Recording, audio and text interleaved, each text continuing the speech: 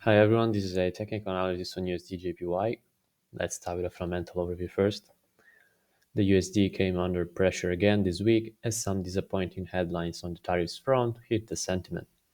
The de-escalation continues though, and tonight we got the news that the US and Chinese representatives will meet in Switzerland in the coming days to start engaging in discussions.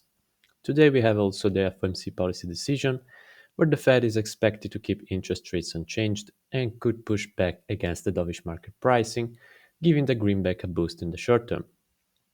On the JPY side, the currency has been driven mainly by global events rather than domestic fundamentals. Alongside the Swiss franc, it's been the favored safe haven in the currency space amid the swings in risk sentiment.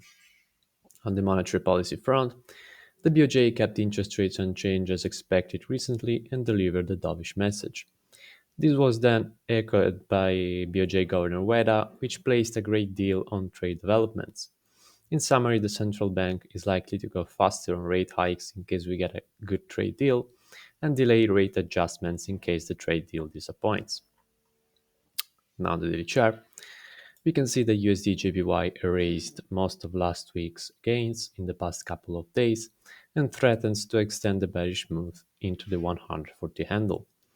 From a risk management perspective, though, the sellers will have a better risk reward setup around this major trend line to position for further downside, while the buyers will look for a break higher to increase the bullish bets into the 151 handle next.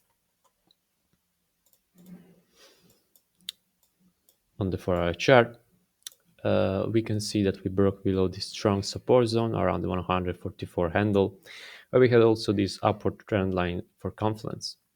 The sellers piled in with more conviction on the break to target the 142 handle next. The buyers, on the other hand, will likely step in around the 142 handle to position for a rally back into new highs. On the 1 hour chart, we can see that we have this minor downward trend line defining the bearish momentum on this time frame. The sellers will likely continue to lean on the trend line to keep pushing into new lows, while the buyers will look for a break higher to pile in for a rally into the major trend line. These red lines define the average daily range for today.